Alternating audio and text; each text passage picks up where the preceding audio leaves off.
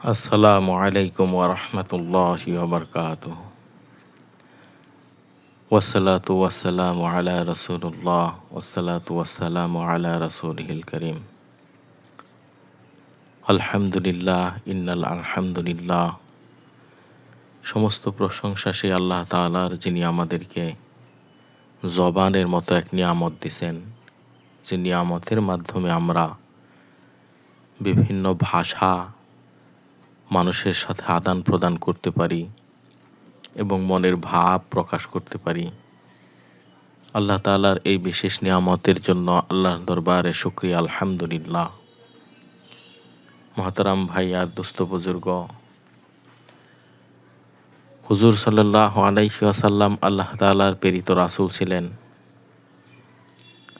তিনি যেদিন দুনিয়া থেকে পর্দা টানেন, সেদিন মদিনার অবস্থা কেমন ছিল, এই বিষয়টি আপনাদের সামনে উপস্থাপন করতে যাচ্ছি। আল্লাহ রাসূল সাল্লাল্লাহু আলাইহি ওয়াসাল্লাম সাহাবীদের কাছে কেমন মর্যাদাবান ছিলেন, কেমন মহাব্বতের ছিলেন, আলোচনা শুনে আপনারা সে বিষয়গুলো অনুধাবন করতে পারবেন। আল্লাহ রাসূল সাল্লাল্লাহু আলাইহি ওয়াসাল্লাম যেদিন দুনিয়া থেকে বিদায় নেন, যদি এরকম বলা হতো 100, 200, 1000, সহস্র জীবনের বিনিময়ে তাকে দুনিয়ায় রাখা হবে, তাহলে তার জন্য সাহাবী আজমাইন প্রস্তুত হয়ে যেতেন তাদের মূল্যবান জীবন দেওয়ার জন্য। কিন্তু সৃষ্টিকর্তার এমনই এক বিধান, যখন যার সময় হবে তাকেই চলে যেতে হবে। ঠিক সেভাবেই আমাদেরকে কাঁদিয়ে চিরদিনের জন্য চলে গিয়েছিলেন আমাদের প্রাণের নবী হুজুর আকরাম সাল্লাল্লাহু আলাইহি ওয়াসাল্লাম। সেদিন মদিনার অবস্থা কেমন হয়েছিল, চলুন সে বিষয়টি জানি। ফজরের আজান ভেসে এলো মসজিদে। আশহাদু আন্না মুহাম্মাদার রাসূলুল্লাহ পর্যন্ত থেমে গেল বেলাল। বেলাল আর সামনে এগোতে পারলেন না, বারবার গলায় আটকে যাচ্ছে, অশ্রু দিয়ে বুক ভেসে যাচ্ছে। না, তিনি আর পারছেন না। হায়, আমার আজান শোনার মানুষটি চলে গেল। অঝরে কাঁদতে লাগলেন বেলাল। হাই আলাস সালাহ, হাই আলাস সালাহ ঢেকে গেল কান্নার আড়ালে। সবাই নিজের পরাণখানি মাটি চাপা দিয়ে এসেছে। বুক ফাটা শূন্য দৃষ্টি ফাতেমার কাঁদতে কাঁদতে বলছে, আনাস, তোমার পক্ষে কি করে সম্ভব হলো? তুমি তোমার প্রিয় রাসূলকে মাটির নিচে রেখে এলে। আহ, সবার অন্তরটা ফেটে চৌচির হয়ে যাচ্ছে। সবাই কাঁদছে। মসজিদে নববী জুড়ে শুধু কান্নার রোল। আলী রাদিয়াল্লাহু তাআলা আনহু দাঁড়ানো, হঠাৎ মাটিতে পড়ে গেলেন। ওসমান শিশুর মতো ছটফট করে মাটিতে গড়াগড়ি করে কাঁদছে। ওমর সইতে না পেরে বলে উঠলেন, যে বলবে তিনি মারা গেছেন, আমি আমার এই হাতের তলোয়ার দিয়ে তার মাথাকে উড়িয়ে ফেলব।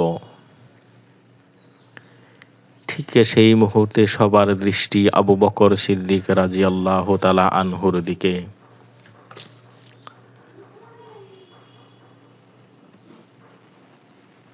তিনি বিরহকে চাপা দিয়ে বহু কষ্টে নিজেকে সংযত রাখলেন, স্থির থাকার চেষ্টা করলেন। বহু কষ্টে নিজের মাঝে চাপা দিয়েছেন, কিন্তু এরপরও এভাবে কি পারা যায়? নিজেকে কোনো রকম সামলিয়ে হুজরায় প্রবেশ করলেন। কপালে চুমু খেলেন, বুকে চেপে ধরে কান্না শুরু করলেন আর বললেন, আপনি জীবনে মরণে পবিত্র, তারপর তিনি লোকের সামনে বললেন, যারা মুহাম্মদ সাল্লাল্লাহু আলাইহি ওয়াসাল্লামের আশিক তারা শোনো, তিনি মারা গেছেন। আর যারা আল্লাহর আবেদ খোদার আশিক তারা জেনে রাখো, আল্লাহ চিরঞ্জীব, মওত কখনো তার হবে না। কি কঠিন দৃশ্য! এই দৃশ্যের চেয়ে কঠিন আর কোনো দৃশ্য মুমিনের জন্য হতে পারে না। মুমিনের অন্তর ক্ষত বিক্ষত এই দৃশ্য যখন কল্পনা করে। আমার প্রিয় নবীর মৃত্যু যন্ত্রণা শুরু হলো। সাহাবায়ে কেরাম বাহিরে অপেক্ষমান। সবার চোখের চাহনি এখন রাসূলের হুজরার দিকে। বেকারার দৃষ্টিতে তাকিয়ে একটি আনন্দময় ও স্বস্তির সংবাদের আশায়। ভেতরে হযরত আয়েশা রাদিয়াল্লাহু তাআলা আনহা। তেমন কোনো সান্ত্বনার সংবাদ বাহিরে আসতেন না। উৎকণ্ঠা আর চাপা কান্না সবার চোখে মুখে। আয়েশা রাদিয়াল্লাহু তাআলা আনহা বললেন, তখন আব্দুর রহমান ইবনে আবু বকর রাদিয়াল্লাহু তাআলা আনহু সেখানে আসলেন। তার হাতে ছিল একটি মিসওয়াক। রাসূল করিম সাল্লাল্লাহু আলাইহি ওয়াসাল্লাম আমার শরীরে হেলান দেওয়া অবস্থায় ভর করে আছেন। তিনি মিসওয়াকের প্রতি লক্ষ্য করলেন। আমি জিজ্ঞাসা করলাম, আপনার জন্য মিসওয়াক আনবো কি? তিনি মাথা নেড়ে ইঙ্গিত করলেন, আনো। তারপর আমি মিসওয়াক নিয়ে তার জন্য নরম করে দিলাম। তিনি খুব সুন্দরভাবে মিসওয়াক করলেন। সামনে রাখা পানির পাত্রে তিনি হাত ডুবিয়ে মুখ মুছতে মুছতে বললেন, লা ইলাহা ইল্লাল্লাহ। নিশ্চয়ই মৃত্যু যন্ত্রণা একটি কঠিন ব্যাপার। মিসওয়াক করা শেষ করে রাসূল সাল্লাল্লাহু আলাইহি ওয়াসাল্লাম হাত উঠিয়ে ছাদের দিকে দৃষ্টি তুলে ধরলেন। তার দুই ঠোঁট নড়ে উঠল। তিনি বললেন, আল্লাহ ব্যতীত কোনো উপাস্য নেই। নিশ্চয়ই মৃত্যু যন্ত্রণা কঠিন ব্যাপার। মিসওয়াক করার তিনি দোয়া করলেন, হে আল্লাহ, নবী, সিদ্দিক, শহীদ ও সৎ ব্যক্তিগণ যাদের তুমি পুরস্কৃত করেছ, আমাকে তাদের দল অন্তর্ভুক্ত করো। আমাকে ক্ষমা করো, আমার প্রতি অনুগ্রহ করো। হে আল্লাহ, আমাকে রফিকে আলায় পৌঁছে দাও। হে আল্লাহ, তুমি রফিকে আলা। সে সময় রাসূল আলাইহি ওয়াসাল্লামের বয়স ছিল ৬৩ বছর ৪ দিন। এখন সূর্যের উত্তাপ হাওয়ার সময়। ক্রমেই সূর্য প্রখর হয়ে উঠছে। তিনি পরম সত্য মৃত্যুর স্বাদ আস্বাদন করেন। ইন্না লিল্লাহি ওয়া ইন্না ইলাইহি রাজিউন। মুহূর্তেই চারদিকে দুঃখের আধার ছড়িয়ে গেল। কোথাও স্বস্তির আলোটুকু দেখা যাচ্ছে না। দুঃখ বেদনার অতল গহ্বরে ডুবে পড়লেন সাহাবায়ে কেরাম। হৃদয়কে বিদীর্ণকারী এ খবর সঙ্গে সঙ্গে চতুর্দিকে ছড়িয়ে পড়ে। মদিনাবাসী দুঃখের অতল সাগরে তলিয়ে যান। আনাস রাদিয়াল্লাহু তাআলা আনহু বলেন, যেদিন রাসূল সাল্লাল্লাহু আলাইহি ওয়াসাল্লাম আমাদের নিকট আগমন করেন, সেদিনের মতো উজ্জ্বলতম দিন আর কখনো দেখিনি। এবং তিনি যেদিন মৃত্যুবরণ করেন, সেদিনের মতো সুখ ও অন্ধকার দিন আর দেখিনি। ফাতেমা রাদিয়াল্লাহু তাআলা আনহা দুঃখ ভারাক্রান্ত হৃদয়ে বললেন, আব্বা জান। আল্লাহর ডাকে সাড়া দিলেন, হায় আব্বা জান, যার ঠিকানা জান্নাতুল ফেরদাউস। হায় আব্বা জান, জিবরাইল আলাইহিস সালামকে আপনার মৃত্যুর সংবাদ জানাই। মুয়াজ ইবনে জাবাল রাদিয়াল্লাহু তাআলা আনহু তখন ইয়েমেনে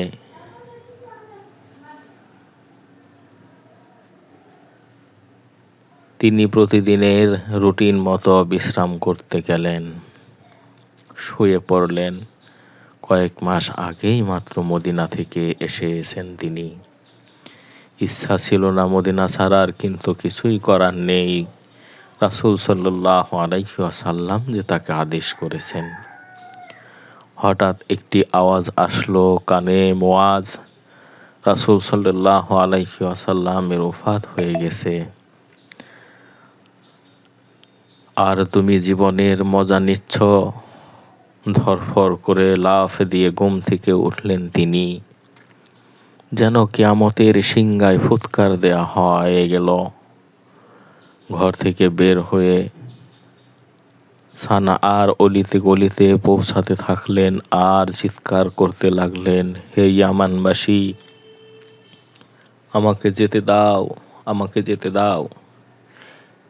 একই দিন দেখতে হলো আমার আকারের দরবার ছেড়ে, এ কোথায় আমি পড়ে রইলাম। ইয়ামানবাসী জিজ্ঞাসা করল, কি হয়েছে মুআজ? মুআজ রাদিয়াল্লাহু তাআলা আনহু এর তখন কোনো হুঁশ নেই। তিনি কোনো উত্তর না দিয়েই ঘোড়া নিয়ে ছুটলেন মদিনার পানে। মদিনায় এসে আম্মাজান আয়েশা রাদিয়াল্লাহু তাআলা আনহা এর ঘরে গেলেন, নিজের পরিচয় দিলেন এবং সুখের প্রকাশ করলেন। আয়েশা রাদিয়াল্লাহু তাআলা আনহা তখন বললেন, মুআজ, তুমি যদি রাসূল সাল্লাল্লাহু আলাইহি ওয়াসাল্লামের শেষ সময়গুলো সচক্ষে দেখতে, তাহলে এই দুনিয়ার জীবন তোমার যতই দীর্ঘ হতো না কেন, কখনোই তা আর ভালো মনে হতো না। হযরত আয়েশা রাদিয়াল্লাহু তাআলা আনহু এর মুখে এই কথা শুনে সঙ্গে সঙ্গে হযরত মুআজ রাদিয়াল্লাহু তাআলা আনহু অজ্ঞান হয়ে গেলেন।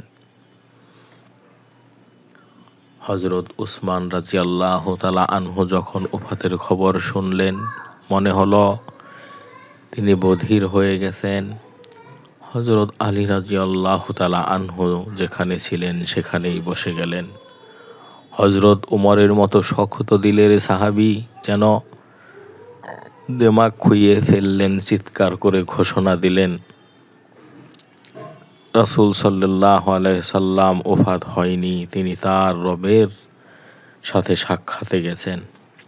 দ্রুতই ফিরে এসে যারা মৃত্যুর সংবাদ ছড়াচ্ছেন তাদের হাত পা কেটে দিবেন। রাসূল সাল্লাল্লাহু আলাইহি ওয়াসাল্লাম দুনিয়াতে নেই। একটু কল্পনা করে দেখুন, এই সংবাদে সাহাবাদের কি অবস্থা হয়েছিল। রাসূলের ইন্তিকাল হয়ে গেছে এই অংশটুকুতে আসলে অন্তর এমনভাবে মোচড় দিয়ে উঠে, মনে হয় কি যেন হারিয়ে ফেলেছি। সাহাবায়ে কেরাম রাদিয়াল্লাহু তাআলা আনহু রাসূল সাল্লাল্লাহু আলাইহি ওয়াসাল্লামকে কতটা ভালোবাসতেন তা এই অবস্থা থেকেই ফুটে ওঠে। নিজের জীবনের চেয়েও নবীকে বেশি ভালোবাসতেন। তাই আসুন আমরা সাহাবায়ে কেরামের মতো নবীজি সাল্লাল্লাহু আলাইহি ওয়াসাল্লামকে ভালোবাসতে শিখি, তার উপর বেশি বেশি দরুদ পাঠ করি। তার উত্তম চরিত্র, সামাজিক কাজকর্ম, রাষ্ট্র পরিচালনা ও পারিবারিক জীবনের প্রতিচ্ছবি হচ্ছে সিরাত। মানব সমাজের উন্নতি, সামাজিক, সাংস্কৃতিক, আর্থিক এবং চারিত্রিক সকল ক্ষেত্রে গৌরবের এক উজ্জ্বল দৃষ্টান্ত ছিলেন আমাদের প্রিয় নবী। এজন্য আজকের এই করুণ অবস্থা আমাদের শুধু তার জীবনাদর্শ সামনে না থাকার কারণে, সেই কারণেই মুসলিম উম্মাহ ফিরে পেতে চায় তাদের হারানো অতীত। তাহলে তাদেরকে আজ ফিরে যেতে হবে সিরাতে রাসূলুল্লাহ সাল্লাল্লাহু আলাইহি ওয়াসাল্লামের সিরাতে। আল্লাহ তাআলা আমাদেরকে রাসূলকে ভালোবাসার এবং তার জীবন আদর্শ মেনে তাকে ভালোবেসে তার খাঁটি উম্মত হিসেবে দুনিয়া থেকে ঈমান নিয়ে বিদায় হওয়ার তৌফিক দান করেন। আমিন।